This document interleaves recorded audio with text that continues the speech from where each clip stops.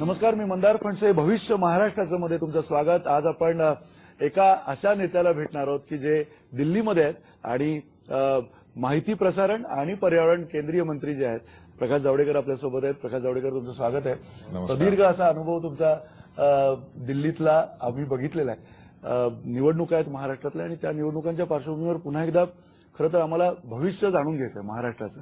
तर तुमच्या एकूण सगळी जी खाती आहेत ती पण महाराष्ट्राचा तुमचा अनुभव आणि त्यातनं तुम्हाला नेमकं महाराष्ट्राबद्दल काय वाटतं? महाराष्ट्राच्या राजकारणाचा मी खूप वर्ष नीट अभ्यास केला, त्याच्यात गेले 40 वर्ष सहभागीच आहे. पण विशेषतः 80च्या निवडणुकीपासूनचं तर मला अगदी दर निवडणुकीचे माझे निष्कर्ष आणि अभ्यास त्यातला ठाम आहे. आणि त्यामध्ये मला असं वाटतं 78 साली एक पहिली मांडणी झाली, एक फेर मांडणी झाली राजकारणाची महाराष्ट्राच्या, ज्यावेळेला शरद पवार काँग्रेस सोडून आले आणि जनता पार्टीला स्वतःच्या बळावर 100 सीटा मिळाल्या. जनता पार्टी हा 4 पक्षांचा एकत्र झालेला पक्ष होता. शरद पवार आले, मुख्यमंत्री झाले, पुलोद सुरू झालं, पुलोद मग 80-85 चाललं आणि मग 90 पासून भाजप सेना युती सुरू झाली. काँग्रेस वरवर एक पक्ष होता तरी त्यात प्रत्यक्ष 2 पक्ष अस्तित्व करत होते, त्यामुळे ती एका अर्थाने आघाडी होती. आणि आपल्याला आठवत असेल 95ला अंतर्गत बंडखोरीमुळे किती बंडखोर निवडून आले आणि 80च फक्त जागा काँग्रेसला मिळाल्या. एका अर्थाने आघाडी आणि विश्वास अविश्वासाचं युती आघाडी असं सगळं राजकारण, गठबंधन राजनीती अशी गेले 35 वर्ष महाराष्ट्रात चालली. या निवडणुकीत अचानक असं झालं की सगळे पक्ष आपापल्या ताकदीवर उभे आहेत. मला वाटतं ही एक जैसे हिंदी में कहते करवट बदलली राजनीतीने. महाराष्ट्राच्या राजकारणाने एक कूस बदलली आणि ती कूस बदलल्यामुळे आता एक नवी संधी मतदारांना मिळाली. मतदार या 21व्या शतकातली ही निवडणूक आहे, त्यांच्या मागण्या गरिबाच्या सुद्धा प्रगतीच्या आहेत, सुशासनाच्या आहेत. आणि म्हणून यावेळेला भाजपला एका पक्षाला पूर्ण बहुमत देऊन एक पक्षीय राजवट ही सुद्धा आणायची असाही एक जनतेचा कौल आहे, हा मला स्पष्टपणे दिसतो. दिल्लीमध्ये एक चांगलं आहे की आमची महायुती होती, शिवसेनेबरोबरच्या वाटाघाटी नाही सफल झाल्या, त्यामुळे ते नाही झाल्या, पण बाकी 4 पक्ष आमच्या बरोबर आहेत. बरोबर. दिल्लीमध्ये आता जी लोकसभा निवडणूक झाली आणि त्या लोकसभा निवडणुकीने हा सगळा ट्रेंड बदललेला आहे. गेल्या 30 वर्षामध्ये जे वेगवेगळ्या आघाड्यांचं सरकार असायचं त्याला एक वेगळा छेद देत एक पक्षीय सरकार भाजपचं दिल्लीमध्ये आता सत्तेवर आसनस्थ झालेलं आहे. तर या सगळ्या पार्श्वभूमीवर तुम्ही आधीच तयारी केली होती का एकटं जाण्याची? नाही, मला असं वाटत नाही, कारण आमचा प्रामाणिकपणाने प्रयत्न होता आणि तो आम्ही केला, तुमच्या समोर केला. म्हणजे त्यात काही लपून छपून काही केलं नाही आणि तो केला, परंतु ते नाही जमलं यावेळेला. आता एखादं आपण जमवत असतो ज्यावेळेला सोयरीक, तर एखाद्या वेळेला जमतं, एखाद्या वेळेला नाही जमत, तर नाही जमली यावेळेला. पण आमचा कार्यक्रम महाराष्ट्रासाठीचा व्हिजन पक्क तयार आहे. या निवडणुकीत म्हणजे आणखी एक भाग झाला. भाग असा झाला की जातीपातीच्या पलीकडे लोक मतं देतात. या कशाची मतं आहेत, हा कौल कुणाचा आहे? तुम्ही लक्षात घ्या, संबंध ग्रामीण महाराष्ट्र म्हणजे महाराष्ट्रातले आमचे प्रवक्ते सुद्धा 33च्या वर जात नव्हते, जागा बोलत नव्हते. 33-35 म्हणायचं, आम्ही डेअरिंग करून 36 म्हटलो, पण 42 कोणी म्हणत नव्हतं, पण झालं. गोर गरिबांनी दिलेला हा कौल आहे, कारण गरिबाला आकांक्षा आहेत. तुमच्या गाडीचा ड्रायव्हर जो असेल किंवा तुमच्या घरी काम करणारं कोणी असेल, त्यांना तुम्ही विचारात ते काय मागतात तुमच्याकडे, ते म्हणतात साहेब तुमची एवढी चांगली ओळख आहे, आमच्या मुला मुलीला चांगल्या शाळेत प्रवेश द्या. हे काय आहे? हे प्रगतीचं मागणं आहे, हे नव्या ऍस्पिरेशन्स आहेत. प्रगती करायची, आम्हाला स्वाभिमानाने जगायचं आहे, आम्हाला केवळ सरकारी मदतीवर जगायचं नाही, असा एक नवा विश्वास लोकांमध्ये तयार झालाय. त्यांना मोदी हे नेते वाटतात की जे हे स्वप्न सत्यात आणू शकतील आणि म्हणून त्यांना मिळालेला हा कौल आहे. आणि तो ट्रेंड या विधानसभेतही चालू राहणार आहे, प्रगतीसाठी, सुशासनासाठी. आणि हे जे 15 वर्ष लोकांनी लुटीचं राज्य बघितलं ते घालवण्यासाठी असं यावेळेला मतदान होईल. तुम्ही म्हटलंय सुशासन, कदाचित त्या मुद्द्यावरती आपण अजून थोड्या वेळाने येऊ, पण जो प्रगतीचा मुद्दा आहे, आता नरेंद्र मोदी पण म्हटलंय की विकास हा जनआंदोलनासारखा पसरला पाहिजे, सर्वदूर गेला पाहिजे. पण महाराष्ट्रातला जो काही विकास आहे, महाराष्ट्रातली कोकणपट्टी आहे, पर्यावरणाचे विषय आहेत, विकासाचा वरवंटा होईल अशी एक साधारण भीती व्यक्त केली जाते सार्वत्रिक.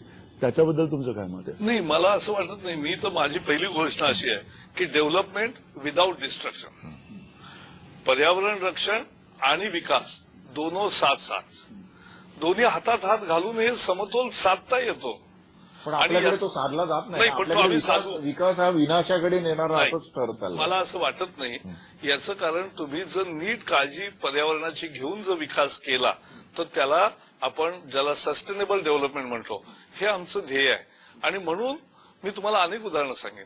आम्ही काही निर्णय यांनी घेतलेत की आता सिमेंट इंडस्ट्री आपली जगातलं सगळ्यात जास्त सिमेंट आपण तयार करतो आणि या सिमेंट इंडस्ट्रीमधून मोठं पोल्युशन होतं. आम्ही इंडस्ट्रीला बोलवलं, ते कितीला तयार आहेत सुधारणाला ते पाहिलं आणि त्याच्यापेक्षा थोडं जास्त नॉर्म्स सेट केले. We have made the norms for cement pollution more stringent. ते हे आम्ही आता केलं. डिझेल पोल्युशनचा विषय आहे. आता डिझेल आणि पेट्रोल मधल्या प्राइसचा डिफरन्शियल गेलेला आहे, फरक गेलेला आहे. त्यामुळे डिझेल वाहनांसाठीचं सुद्धा प्रदूषणाच्या नॉर्म्स जरा पूर्वी ज्या प्लॅन केला होता त्यापेक्षा लवकर करता येतील का, हा एक विचाराचा मुद्दा आहे. माझं म्हणणं, आम्हाला आमची हवा स्वच्छ ठेवली पाहिजे, आम्हाला आमचं पाणी स्वच्छ केलं पाहिजे. गंगा अभियान ही सुरुवात आहे. सगळ्या नद्या साफ करायच्या, सगळा देश साफ करायचा आहे. म्हणजे सॉलिड वेस्ट मॅनेजमेंट आहे, सिवेज ट्रीटमेंट मॅनेजमेंट आहे, सगळं आहे.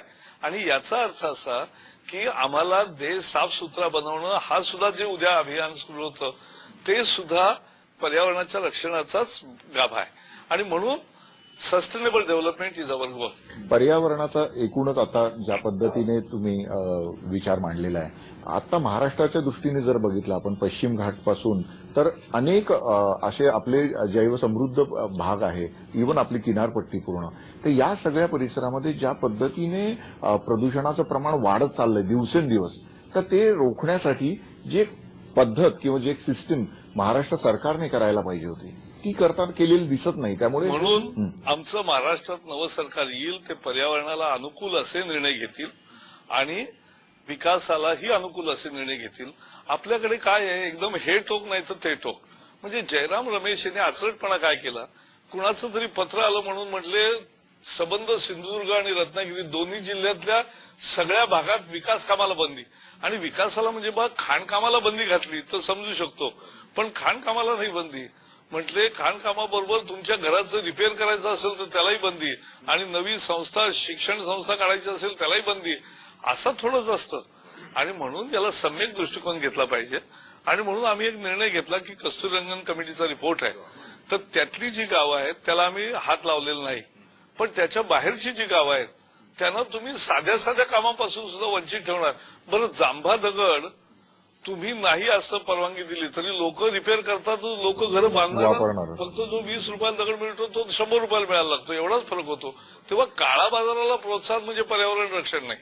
आणि म्हणून पर्यावरण रक्षणाची एक व्यावहारिक भूमिका, विकासाची एक साक्षेपी भूमिका आणि दोन्ही मिळून एक सस्टेनेबल, ज्याला पर्यावरण आणि याचं संतुलन असं करणारं जीवन पद्धती आपल्याला हवी.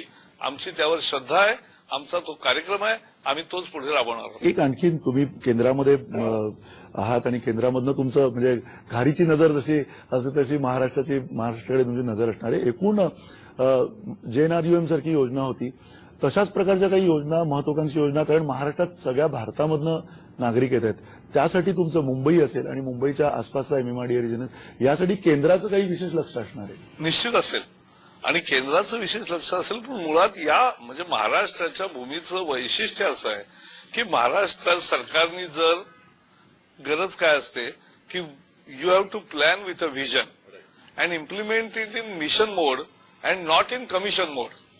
पण इथे कमिशन मोड मध्ये सगळं चालल्यामुळे गोंधळ निर्माण झाला. पण त्यावेळेस नाहीतर जावडेकर साहेब, कमिशन मोड मधून राज्य चाललेलं होतं, पण 15 वर्ष तुमचा पक्ष किंवा तुम्ही जी युती होती तुम्ही त्याला त्या पद्धतीने विरोध केला नाही, त्यामुळे त्यांचं काम बिनबोबाट सुरू होतं ना. असं मला वाटत नाही. जेवढा विरोध करायचा आणि कोर्टामध्ये जाण्यापासून सगळ्या पद्धतीचा विरोध आमच्या लोकांनी केला, परंतु शेवटी सत्ताधाऱ्यांनी जर जनाची नाही पण मनाची सुद्धा बाळगायची नाही असं ठरवलं तर मग त्याला उपाय नसतो. आणि म्हणून आता लोकांना संधी मिळाली, लोक हे सरकार फेकून देतील. आता ते वेगळे झालेत. त्यामुळे राष्ट्रवादी म्हणताय की आता मुख्यमंत्र्यांनी सगळ्या बिल्डरच्या फाईल मोकळ्या केल्या आणि मुख्यमंत्री म्हणतायत की ते सगळं पाप राष्ट्रवादीचं होतं. आम्ही म्हणतोय पाप दोघांचं संयुक्त आहे. तुम्ही आत्ता विभक्त झालात म्हणून तुमची पापापासून सुटका नाही. ती वाल्याकोळीच्या गोष्टीसारखं आहे. त्यामुळे तुम्हाला आता नाही माघार. काळ्या पिऱ्याचं लूट करून झाली आणि आता लुटीवरून भांडण झालं म्हणून तुम्ही वेगळे झालात. पण लोकांना माहितीये की तुम्ही दोघांनी मिळून लूट केली. पण 25 वर्ष तुम्ही आणि शिवसेना एकत्र होतात आतापर्यंत, आणि ही संधी होती या काँग्रेसचं ही सरकार संधी दोन्ही आताही आहे आणि म्हणून तर आम्ही प्रयत्न केला ना युतीचा. पण एखाद वेळेला नाही झाली तर नाही झाली, म्हणजे आता त्याला काय करतात तुम्ही. समजा मी जसं मगाशी म्हटलं सोयरीक जमवाल जाता, तर दोन्ही बाय हेही चांगलं आहे तेही चांगलं आहे, पण नाही जमली. आता नाही जमली तर त्याला काय असतं, नाही जमली. म्हणजे काय मुलीमध्ये काय व्यंग्य होतं? नाही, नाही. शिवसेनेचं म्हणणं आहे की तुम्ही आधीच ठरवलेलं होतं नाही, नाही, हे लोकसभेपासून खरं तुमची नाही. अशा पद्धतीची. नाही, हे खरं नाही. हे खरं नाही. आम्ही उलट ठरवलं की ते रोज आता काहीतरी बोलतात, कोणीतरी काहीतरी, कारण नाही तर बातम्या कशा येतील. पण आम्ही असं ठरवलं की आम्ही नाही उत्तर देणार. आम्हाला हे आमचं भांडण काँग्रेस आणि राष्ट्रवादीच्या कुशासनाशी आहे. आमचं भांडण महाराष्ट्रातल्या जनतेच्या भल्यासाठी आहे आणि आम्ही कार्यक्रम घेऊन येतोय महाराष्ट्राच्या नवनिर्माणाचा. राष्ट्र के साथ महाराष्ट्र, शिवछत्रपतींचा आशीर्वाद, चला देऊ मोदींना साथ, आणि अवघ्या महाराष्ट्राचं एकमत, भाजपलाच पूर्ण बहुमत, हे घेऊन आम्ही चाललोय. आम्ही कार्यक्रम घेऊन चाललोय आणि त्यामुळे कार्यक्रम आम्ही लोकांपुढे दसऱ्याला साजरा करतोय आणि त्याच्या पुढे जाणार. पण तुमचं आणि राष्ट्रवादी काँग्रेसचं सुद्धा काहीतरी संधान आहे असे सुद्धा आरोप आहे. याच्या पवारांनी पण ते डिनाय केलेत, पण तरी मला सुद्धा नाही डिनाय काय, म्हणजे याच्या इतकात विचित्र आरोपच असू शकत नाही. शिवसेने म्हणजे कुणाशी संबंध आहेत हा तर सगळ्यांना माहीत असणारा विषय आहे. प्रश्न एवढाच आहे की म्हणजे भाजपच्या महाराष्ट्रातल्या नेत्यांनी राष्ट्रवादीच्या मंत्र्यांविरुद्ध जेवढी लढाई केली त्यांच्या भ्रष्टाचाराविरुद्ध, ती सगळी ऐतिहासिक आहे, तुमच्या चॅनलनी वेळोवेळी टिपलेली आहे. त्यामुळे मला नाही वाटत की हा अगदी म्हणजे अगदी चुकीचा आरोप आहे. मुद्दा नेहमीच येईल, या नंतरच्या प्रचारात सुद्धा तुम्हाला तो विचारला जाईल पत्रकारांकडून, की जर भाजपला पूर्ण बहुमत नाही मिळालं तर कुणाची मदत घेतली जाईल? नाही, असं होणारच नाही.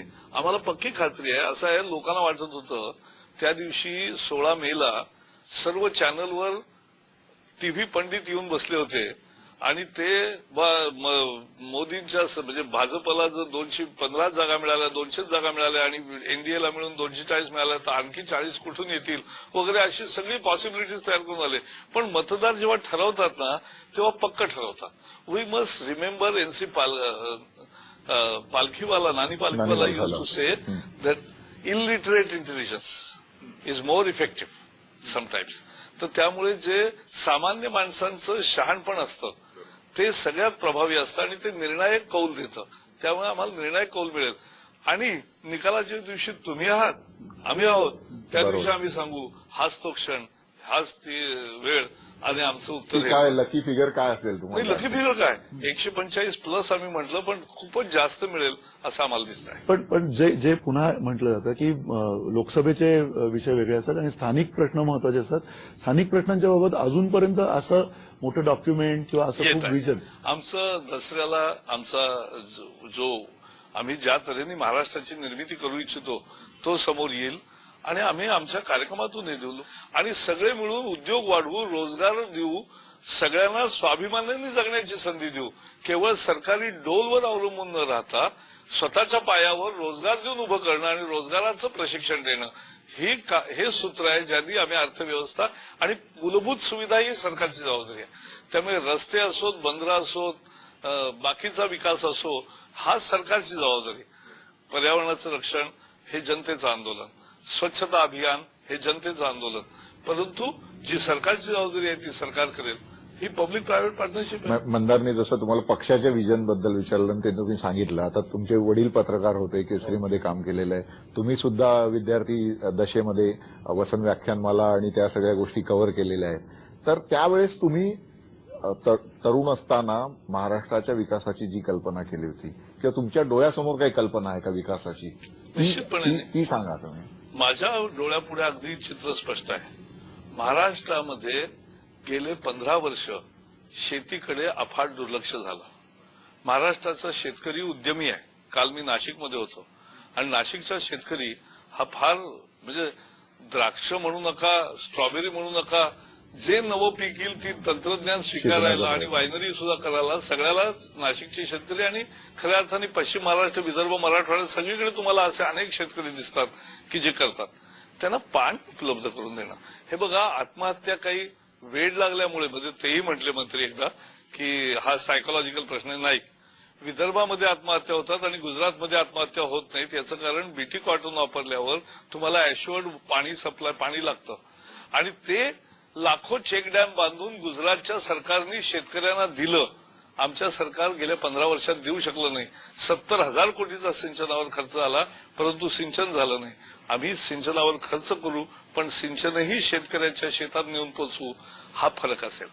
दुसरा फरक असा असतो की महाराष्ट्रामध्ये उद्योगाची एवढी प्रचंड चांगली अवस्था येऊ शकते की जे इथून उद्योग बाहेर गेले त्यांना परत आणता येईल आणि नवे उद्योगही मोठ्या संख्येने इथे येतील. त्यांना ऍश्युअर्ड पाणी सप्लाय, वॉटर सप्लाय, त्याबरोबर विजेचा पुरवठा आणि एक इन्फ्रास्ट्रक्चरचं बेसिक, एक कायदा सुव्यवस्था आणि सरकारमध्ये फाईल गेल्यावर ती विनासायाच बाहेर येते. असं व्हायला पाहिजे, ऑटो पायलटवर पाहिजे. त्या डुईंग इज ऑफ बिझनेस हा दिला तर रोजगार वाढतील, तर बिझनेसेस वाढतील, तर राज्याचं उत्पन्न वाढेल. आणि मग शिक्षण, आरोग्य यासारख्या ज्या आज दुर्दैवाने शिक्षणाची अवस्था महाराष्ट्रामध्ये खालावत चाललेली आहे. एक तऱ्हेचा नवा चातुर्वर्ण तयार होतो. जिल्हा परिषदेच्या शाळा, मी स्वतः जिल्हा परिषदेच्या शाळेत शिकलो. जिल्हा परिषदेच्या शाळा, विद्यानगरी पुण्यातले तुम्ही आहात. हो, पण मी शिकलो महाडला आणि म्हणून त्यामुळे मी त्या ठिकाणी पाहिलेलं आहे की तेव्हा किती सकस शिक्षण होतं आणि सरकारी शिक्षण आणि खाजगी शिक्षणात फार फरक नव्हता. आता केवढे फरक झाले त्याच्यामध्ये. आणि म्हणून चांगलं शिक्षण देणं, त्याच्यावर लक्ष देणं, असं जर कार्यक्रम घेतले तर मला वाटतं खऱ्या अर्थाने कौशल्य शिक्षणाची मोठी योजना केली तर महाराष्ट्रात एकही बेकार राहणार नाही. सगळ्या तरुणांना रोजगार मिळेल, स्वतःच्या पायावर उभं करता येईल. याची आमच्याकडे नुसती व्हिजन नाही, नुसती कल्पना नाही, तर त्याची वास्तविकली योजना तयार आहे आणि त्या योजनेवर आम्ही काम करू. पण केंद्रात सत्ता असल्याचा फायदा म्हणून तुम्ही येणाऱ्या काळामध्ये महाराष्ट्राकडे बघताय की महाराष्ट्रासाठी स्वतंत्रपणे तुम्ही आणखी काही? महाराष्ट्राचं स्वतःची ताकद आहे. महाराष्ट्रामध्ये टुरिझम किती वाढू शकतं? बरोबर. आज तुम्ही टुरिझम म्हटलं महाराष्ट्रामध्ये, देशामध्ये, तर तुम्हाला केरळ, गोवा, राजस्थान, हिमाचल म्हणजे तुमचं स्टॉप होतो. पण तुम्ही नवं टुरिझमचा इतका मोठा प्रयत्न करता येईल, एवढे मोठे रोजगार तयार होतील. या महाराष्ट्रामध्ये काही नाही, सगळं दाखवता येईल. पण त्याला एक धडाडीनी, त्याच्या मागे चिकाटीने लागणारी जरूर पाहिजे. आणि म्हणून पर्यटनावरही आमचा जोर देशभर आहे, महाराष्ट्रातही राहील. कारण हे रोजगार निर्माण करणारी क्षेत्र आहे. आणि म्हणून शेतीत सुधारणा, पर्यटनाला चालना, उद्योगांना पुन्हा आणणं, विश्वास देणं आणि एक गुंतवणूक सदृश्य वातावरण चांगलं तयार करणं आणि सरकार मुळात असं चालवणं की ज्यांनी पारदर्शी कारभार चालेल, ज्याने मी म्हटलं तसं ऑटो पायलटवर विमान चालतं तसं सरकार चाललं पाहिजे. लोकांना मंत्रालयात यायला लागता कामा नये. तिथे फक्त धोरणांची चर्चा होईल, तिथे फक्त नव्या काय कार्यक्रम घेता येतील जनहिताची याची चर्चा होईल आणि तेच काम खरं मंत्रालयाचं. याच्या जोडीला मला एक प्रश्न मंदार साहेबांना विचारायचा वाटतो की ज्या पद्धतीने आता आपल्याकडे सर्व विकासाच्या कल्पनांवर चर्चा होते परंतु सांस्कृतिक विकास हा जो सांस्कृतिक विकास आहे, माणसाच्या समग्र व्यक्तिमत्वाच्या विकासाचा विचार साधारणतः शासकीय पातळीवर होताना दिसत नाही. आपल्याकडून ती अपेक्षा आहे कारण आपण पुण्यातले आहात, तिथल्या सांस्कृतिक विश्वासी तुमची खूप जवळीक तेव्हाही होती, आताही तुम्ही ती राखलेली आहे. दिल्लीत गेल्यानंतर पण ती मी परवाच लता दीदींचा 85वा वाढदिवस होता, त्या दिवशी मी संदेशात म्हटलं, व्हिडिओमध्ये पाठवलं होतं कारण मी बाहेरगावी होतो, तर मी दिलं की लता दीदीने आम्हाला केवढं समृद्ध केलं. हे बघा, राजकीय ताकदीची मर्यादा जी असते ती अशी आहे की राजकीय सत्ता तुमच्या खिशात 4 पैसे जास्त आणू शकते, भौतिक समृद्धी देऊ शकते, भौतिक सुविधा देऊ शकते. पण का जगावं, कसं जगावं आणि समृद्ध कसं जगावं हे कलाकार आणि अध्यात्म दोन शिकवतात. आणि म्हणून कलाकार आणि अध्यात्म या दोन्हीचं महत्व आहे आयुष्यामध्ये. ते का आणि कसं जगावं, ते समृद्ध जगण्याचा मार्ग हा आमची सत्ता जिथे संपते तिथे त्यांची हद्द सुरू होते. आणि म्हणून त्याला प्रोत्साहन मिळणं, सगळ्या अर्थाने त्यांचा सन्मान राखणं. आमच्या सरकारी पद्धती आहेत ना, त्या मला फार वाईट. आम्हाला समजा कोणा कलाकाराला मोठं बोलवायचं आहे, मी आमच्या मंत्र्याला विचारलं, अरे गोवा फिल्म फेस्टिवलसाठी आपण यांना बोलवणार आहोत, काय केलं तुम्ही? ते म्हटलं आम्ही पत्र पाठवलं. अरे म्हटलं पत्र कसलं पाठवता, हे मोठे कलाकार आहेत, अधिकाऱ्यांना बोलवा, त्यांना घरी जाऊन त्यांना पत्र द्या, त्यांना विनंती करा, मी फोन करतो, वाटलं तर मी जातो, मी बोलतो. पण असं इन्व्हॉल्वमेंट असल्याशिवाय लोक कशी येतील? आणि म्हणून तुम्हाला या प्रक्रियेमध्ये कलाकार, बुद्धिवंत, सर्जनशील व्यक्तिमत्व, समाजसेवक आणि त्या जोडीला चांगलं लोककला आध्यात्मिक शिक्षण मुख्य. देणारं लोककला आणि बाकीचे कलाकार या सगळ्यांचा सन्मान करणं हे महत्वाचं आहे. नंतर तुमचं पुन्हा एकदा स्वागत. आपण केंद्रीय मंत्री प्रकाश जावडेकर यांच्याशी गप्पा मारतोय, चर्चा करतोय. त्यांच्याकडून महाराष्ट्राचं भविष्य काय आहे ते आपण समजून घेतोय. अर्थातच जसं तुम्ही म्हटलात मगाशी की प्रशासन आणि जे काही सुशासन आहे त्याच्यासाठी एक खंबीरपणे हे सगळं चालवण्यासाठी एक व्यक्ती लागते, जो सुरुवातीपासूनचा एक हे दिसला. जसं लोकसभेला किमान मोदी समोर होते, सगळ्या देशाच्या समोर एक मोदींचा चेहरा होता, त्यांनी दिलेलं एक गुजरात मॉडेल होतं. त्याच्या व्यतिरिक्त महाराष्ट्रामध्ये आज कोणी चेहरा तसा समोर आणण्यात आला नाही का? त्याचं कारण काय? नाही, तुम्ही मला सुरुवात केली की मी तुम्हाला कटू किंवा कठीण प्रश्न विचारेन, तर मला हा उलट चांगला प्रश्न विचारला तसं वाटतं. याचं कारण लोकांच्या मनामध्ये हा प्रश्न स्वाभाविक आहे येणं, आणि मला उलट तुमच्या प्रश्नामुळे उत्तर देण्याची संधी मिळाली. बरं झालं विचारलं. प्रश्न असा आहे की महाराष्ट्रामध्ये मला आठवून सांगा, 1960 पासून इतक्या निवडणुका झाल्या, त्या निवडणुकामध्ये कुठल्या पक्षांनी कधी मुख्यमंत्री कोण म्हणून जाहीर केलं होतं? फार मी सांगतो ना, चेहरा द्यायचा त्यावेळेला तुम्ही म्हणाले चेहरा तुम्ही फार समोर कमी आणला. वेळेला 2014 मध्ये चेहरा आपण आणला होता. फार कमी वेळेला नाही, ऑल इंडियाचं वेगळं, मी महाराष्ट्रातलं सांगतोय. महाराष्ट्रामध्ये 90, 95, 99, 2004, 2009 कुठल्या निवडणुकीत काँग्रेस, राष्ट्रवादी, शिवसेना, भाजपने मुख्यमंत्री म्हणतो 2014 नंतर सगळं बदललं. नाही, यावेळेस उद्धव ठाकरे स्वतः म्हणाले होते मी मुख्यमंत्री होणार ते आहे. वेगळं. आता यावेळेला सगळ्यांना आता वेगळं व्हायचं आज आपला नाही, इतिहास सगळं यावेळेला वेगळं व्हायचं असल्यामुळे आता ते वेगळं झाल्यावर काय असं म्हणेन ना, हा एक वेगळा मुद्दा आहे. पण माझं म्हणणं असं की यावेळेला आता वेगळे पक्ष लढतील, ते आपले उमेदवार घोषित करू शकतात, पण हा नीतीचा भाग नसतो, हा रणनीतीचा भाग असतो. काही राज्यांमध्ये आम्ही नेता जाहीर करतो, त्या राज्याची एक प्रकृती असते राजकीय. या ठिकाणी लोक धोरणावर, कार्यक्रमावर, पक्षाला आणि कार्यक्रमाच्या आधारे मतं देतात, आणि त्यामुळे इथे केवळ चेहरा पाहून मत देत नाहीत. इथे लोकांना आम्ही सांगतो की मोदींनी जसं चांगलं सरकार चालवलं तसंच चांगलं सरकार चालवणार आहे भाजप या ठिकाणी, आणि म्हणून भाजपला मतं द्या. नवीन जे लोक आलेले आहेत, 18 जवळजवळ मोठे नेते वेगवेगळ्या पक्षातून तुमच्याकडे येऊन दाखल झालेले आहेत. 250 पैकी 250 पैकी 250 जागा आम्ही लढतोय. त्यातले 10, 12, 15 उमेदवार जरूर बाहेरच्या पक्षातून आलेले आहेत, पण 235 बाबा माझे स्वतःचे रोज काम करणारे कार्यकर्ते आहेत. So that defines my character. त्यामुळे त्यातून माझं स्वरूप पक्षाचं तयार होतं. नाही, हे जे समजा आपण 235 जे भाजपचे हार्डकोर कार्यकर्ते आहेत आणि त्यांना आता प्रत्यक्ष लढण्याची संधी मिळालेली आहे, तर ही गेली 25 वर्ष त्यांना संधी मिळालेली नव्हती आणि आता संधी मिळालेली आहे, तर याचा फीडबॅक काय आहे? नाही, याचा फीडबॅक तर एका अर्थाने ज्याला लढवायला मिळतो तो चांगलाच असतो.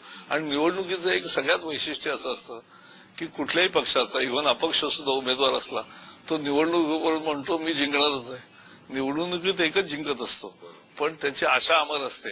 त्यामुळे तो मुद्दा नाही. आता मुद्दा आहे महत्वाचा की यावेळेला सगळीकडे आमचे लोक उभे राहिले, कारण तिथे नगरपालिका, पंचायत समिती, जिल्हा परिषद निवडणूक आम्ही लढवतच होतो.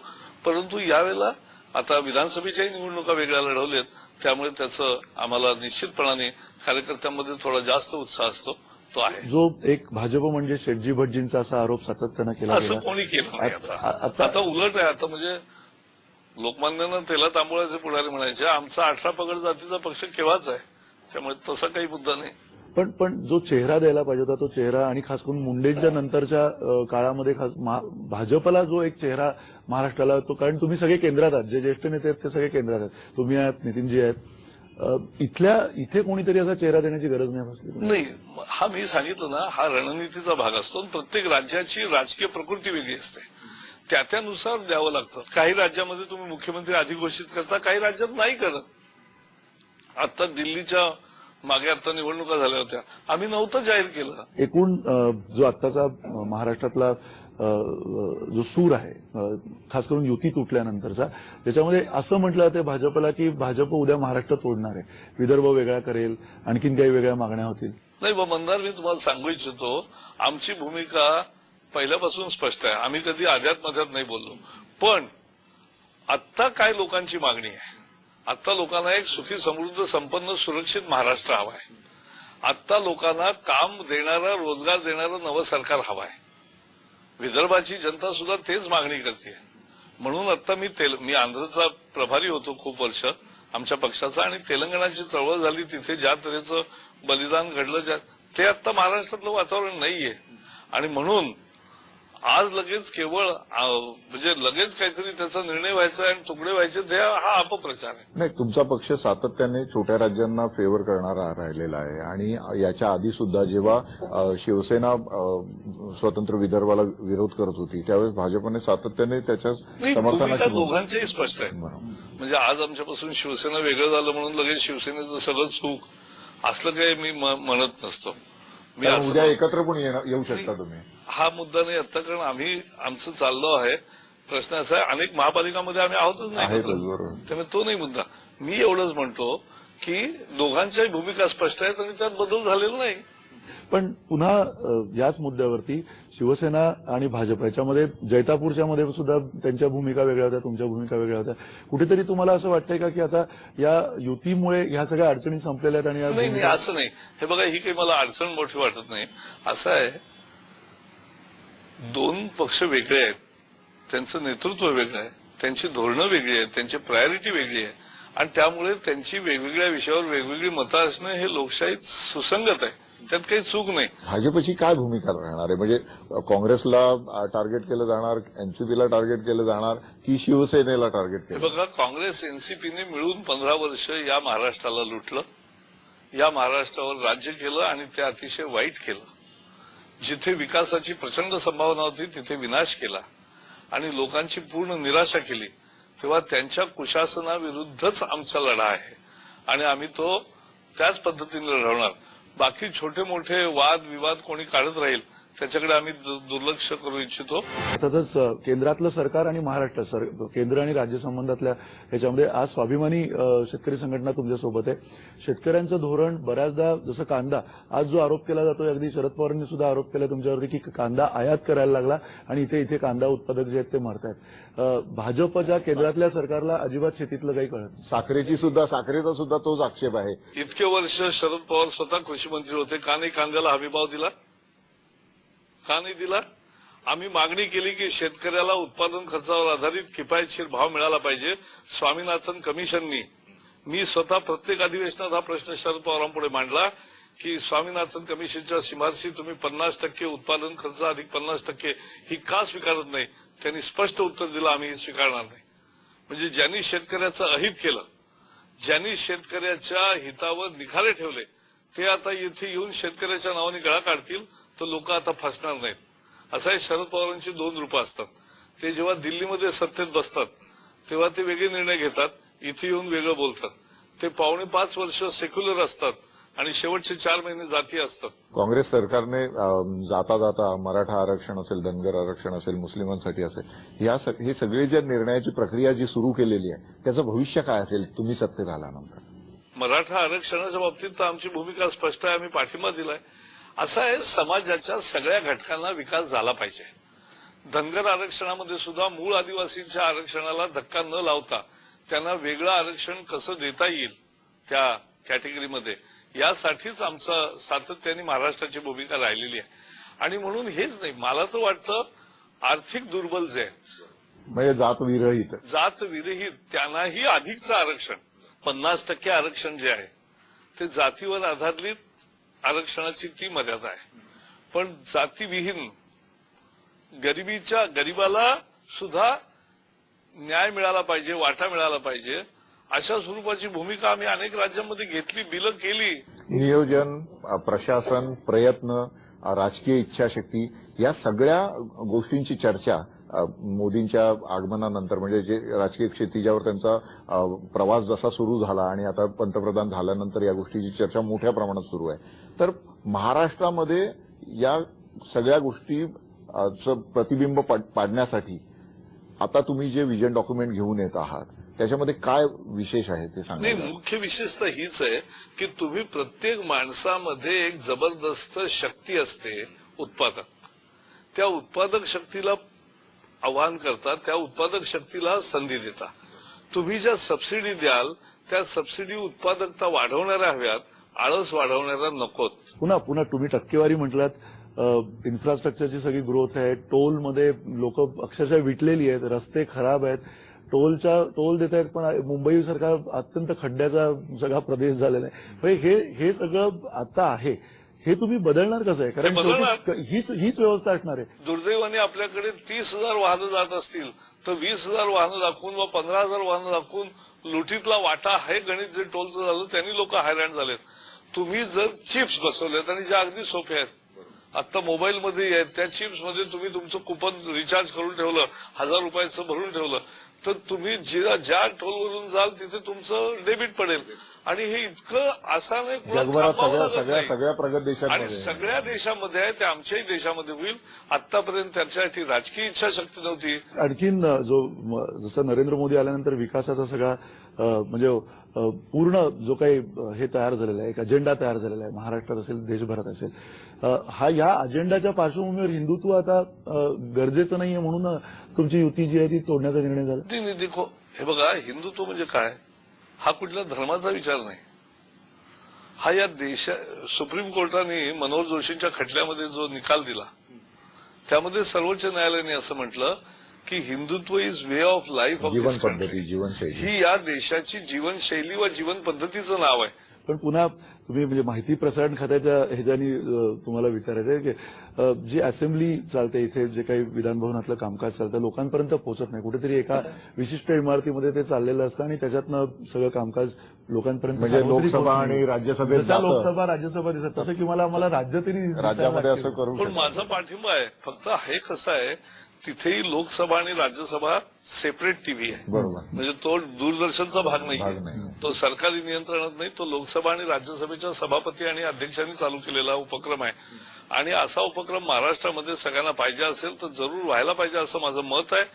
आम्ही मध्य प्रदेशामध्ये हा उपक्रम आता सुरू केला. चांगल्या पद्धतीने मध्य प्रदेश टीव्ही, विधानसभा टीव्ही हा सुरू होतोय. असं काही राज्यांमध्ये आहे.